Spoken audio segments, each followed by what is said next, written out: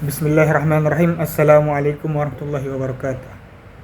Pada kesempatan yang berbahagia ini, saya mendapat amanah dari seorang dosen untuk mempresentasikan PPT kami.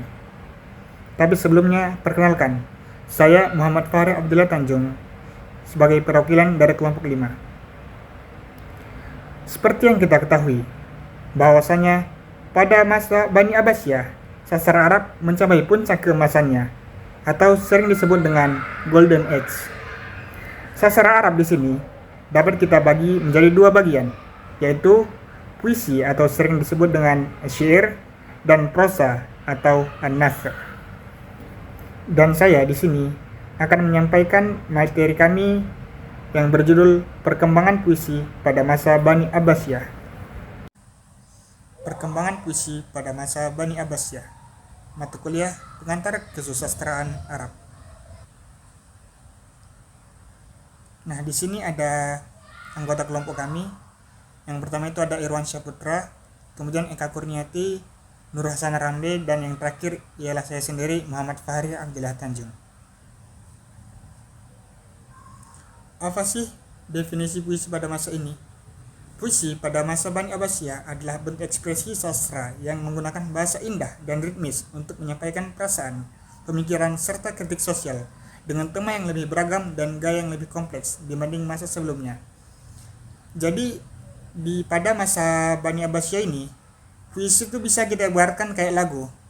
Contohnya seperti puisi Abu Nawas, yang saya rasa teman-teman juga sudah pernah mendengarnya. Yang bunyinya seperti ini. Ilahi lastu lil firdausi ahla. Jadi kira-kira begitulah teman-teman. Bagaimana sih perkembangan puisi pada masa ini? Pada masa Bani Abbasiyah, perkembangan puisi mengalami kemajuan pesat. Puisi tidak hanya menjadi sarana hiburan, tetapi juga media ekspresi intelektual dan kritik sosial.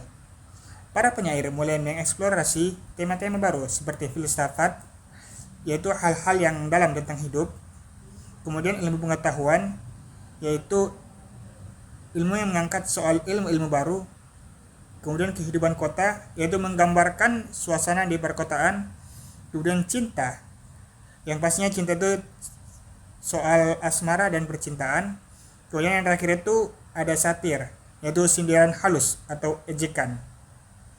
Gaya bahasa pun menjadi lebih halus dan kompleks, mencerminkan kemajuan budaya dan ilmu pengetahuan pada masa itu. Beberapa penyair terkenal dari masa ini antara lain Abu Nawas, Al-Mutanabbi, dan Basar bin Burd.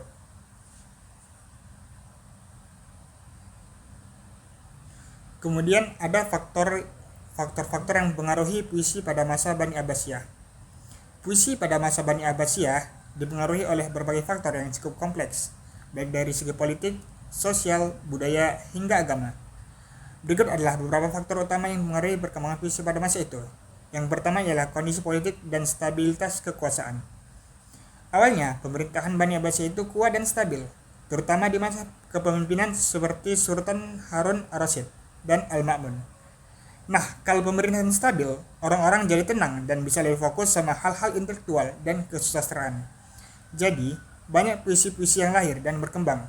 Tapi, begitu kekuasaan mulai melemah, puisi juga ikut berubah. Muncul puisi-puisi tentang kesedihan, keluhan masyarakat, atau kerinduan akan masa-masa kejayaan dulu. Yang kedua ada perkembangan ilmu pengetahuan dan budaya.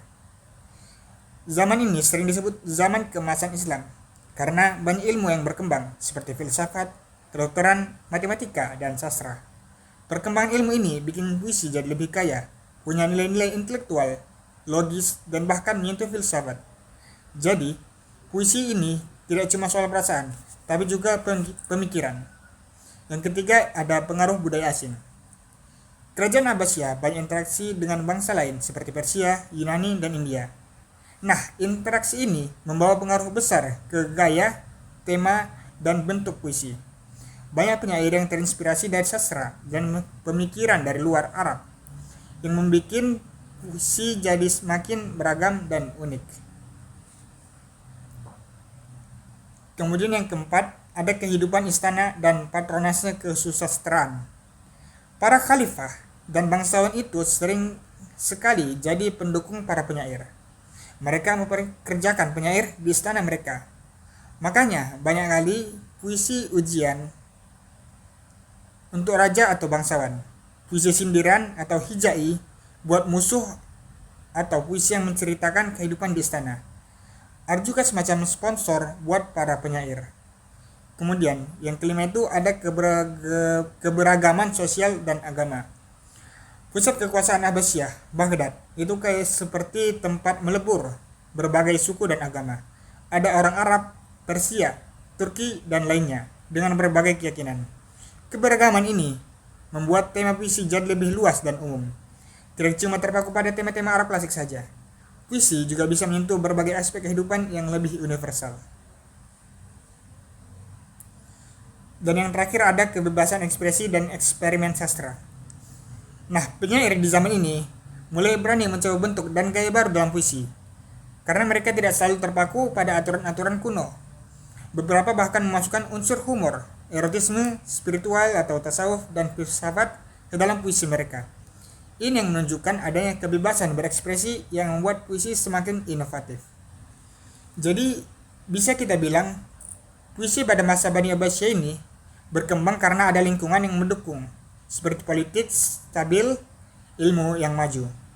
Adanya pencampuran budaya, dukungan finansial dari penguasa, dan kebebasan bereksperimen dari para penyairnya. Semuanya saling berkaitan dan membuat puisi jadi sangat kaya di zaman itu.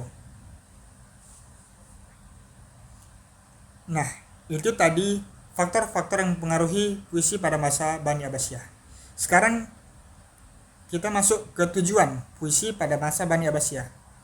Tujuan puisi pada masa Bani Abbasiyah sangat beragam dan berkembang dibandingkan masa sebelumnya, seiring dengan kompleksitas masyarakat dan kemajuan budaya saat itu.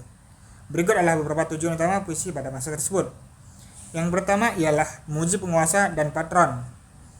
Puisi sering dibuat pakai memuji khalifah, bangsawan, atau siapa saja yang mengasih dukungan finansial kepada penyair.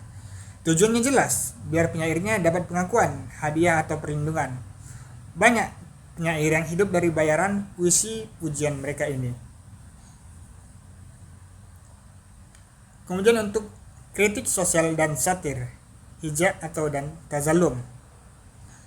Selain memuji-muji, puisi juga jadi alat buat kritik ketidakadilan, korupsi, atau moral yang menurun di masyarakat. Terkadang, puisi ditulis dengan gaya sindiran yang pedas buat nyindir pejabat atau kondisi politik. Yang ketiga ada ekspresi cinta dan perasaan.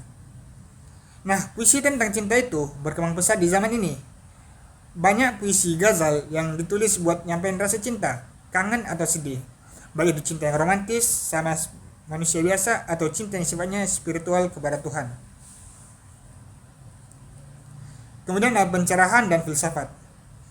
Karena pengaruh ilmu pengetahuan dan filsafat, tentu saja banyak ilmu pengetahuan dan filsafat yang berkembang. Puisi juga dipakai buat menyampaikan ide-ide cerdas dan perenungan tentang hidup. Ada juga puisi yang mengandung unsur logika, pemikiran spiritual, tasawuf, atau pemikiran rasional. Jadi puisi bukan cuma soal perasaan, tapi juga pikiran. Kemudian ada hiburan dan seni. Puisi jadi hiburan di acara-acara istana, pesta, atau forum ilmiah. Gaya bahasanya indah dan bisa menghibur. Kadang diselipkan humor atau permainan kata yang bikin suasana jadi lebih hidup. Kemudian yang terakhir itu ada pendidikan dan nasihat moral. Beberapa puisi punya tujuan untuk mengajarkan nilai-nilai moral, etika, dan ajaran agama. Biasanya dikemas dengan cara yang menarik dan bisa membuat hati tersentuh, agar pesannya mudah diingat dan dipahami. Singkatnya, puisi pada masa Bani Abbasiyah itu multifungsi. Bisa untuk nyari duit, mengkritik para pejabat atau pemerintah, untuk curhat, untuk pemikiran yang mendalam, untuk membuat lawakan atau komedi, sampai ngasih pelajaran hidup. Nah, kita masuk ke contoh-contoh puisi pada masa Bani Abbasiyah. Nah, di sini ada yang pertama itu ada Abu Nawas, jenis puisinya itu Khamriyat, tentang anggur dan pesta, yang artinya tinggalkanlah celaanmu padaku karena celaan hanya memicu, obatilah aku dengan sesuatu yang justru menjadi penyakitku. Nah, yang kedua ada Al-Nabi, jenis puisinya hikmah, kebanggaan diri, dan filsafat hidup. Ini puisinya dengan artinya, jika engkau bertaruh demi kemuliaan yang diidamkan, janganlah puas dengan yang lebih rendah dari bintang-bintang. Kemudian yang terakhir ada Al-Bukhturi, jenis puisinya madih atau pujian, deskriptif keindahan alam. Itu puisinya yang artinya, telah datang kepadamu musim semi yang cerah, tersenyum angkuh karena keelokannya, seakan-akan ia hendak bicara. Nah, kesimpulannya ialah puisi pada masa Bani Abbasiyah berkembang pesat dengan tema yang lebih beragam seperti cinta, filsafat, kritik sosial, dan keindahan alam. Perkembangan ini dipengaruhi oleh stabilitas politik, kemajuan ilmu pengetahuan, dan interaksi budaya asing. Puisi ini tidak hanya untuk hiburan, tetapi juga menjadi media intelektual dan spiritual. Penyair terkenal masa ini antara lain Abu Nawas, Al-Mutanabbi, dan Al-Bukhturi yang karyanya mencerminkan kekayaan budaya dan pemikiran zaman tersebut.